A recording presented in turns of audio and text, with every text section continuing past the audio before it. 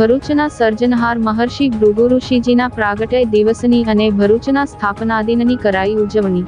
વસંત પંચમી એ ભરૂચના સર્જનહાર મહર્ષિ ભૃગુ ઋષિજીનો પ્રાગટ્ય દિવસ કહેવાય છે।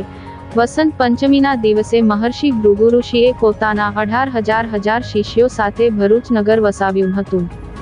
ભારતમાં કાશી બાદ સૌથી જૂની પ્રાચીન નગરી ભૃગુ કચ્છ એટલે કે ભરૂચનો વસંત પંચમીને સ્થાપના દિન છે।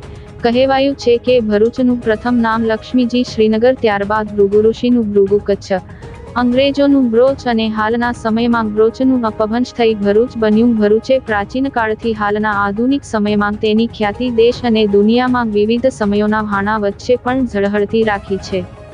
નંદન સંવત્સરમાં માઘ સુદ પાંચમે ઉત્તરા ભાદ્રપદ નક્ષત્રના ચંદ્રને કુંભ રાશિમાં સૂર્ય વચ્ચે નર્મદા નદીના ઉત્તર કિનારે કાચબાની પીઠ ઉપર વિશ્વકર્માનું સ્મરણ કરી ભૃગુ ઋષિજીએ પોતાના 18,000 શિષ્યો સાથે ભૃગુ કચ્છ વસાવ્યું, જેનો ઉલ્લેખ નર્મદા પુરાણના રેવા ખંડમાં કરાયો છે। મહર્ષિ ભૃગુ ઋષિજીના પ્રાગટ્ય દિવસ નિમિત્તે શ્રી સમસ્ત ભાર્ગવ પંચ ટ્રસ્ટના હોદ્દેદારો સહિત ભાર્ગવ બ્રાહ્મણોએ ભરૂચ સ્ટેચ્યુ પાર્ક ખાતે ભૃગુજીની પ્રતિમાને ફૂલહાર કર્યા હતા।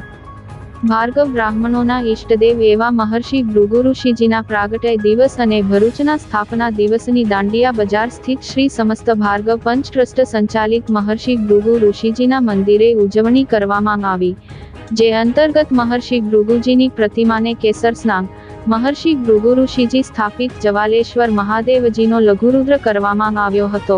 આરતી સહિત પ્રસાદીનું આયોજન કરવામાં આવ્યું હતું।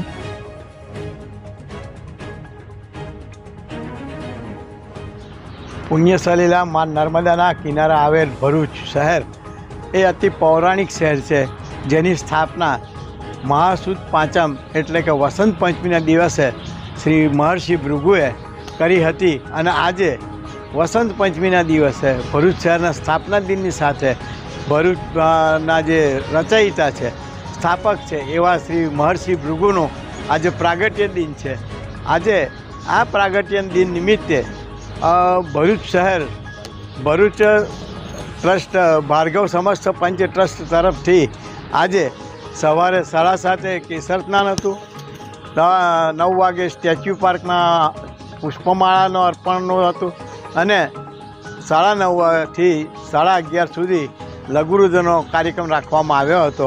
અને આજે જે એ ભરૂચ શહેરની જે સ્થાપના છે અને પ્રાગટ્ય દિન છે એ નિમિત્તે અમારા ભાર્ગવ સમસ્ત પંચ ટ્રસ્ટ સમસ્ત શહેરની પ્રજાજનોને ખૂબ ખૂબ હાર્દિક અભિનંદન પાઠવે છે અને આ તારીખે અમે અમારું ગૌરવ અનુભવીએ છીએ।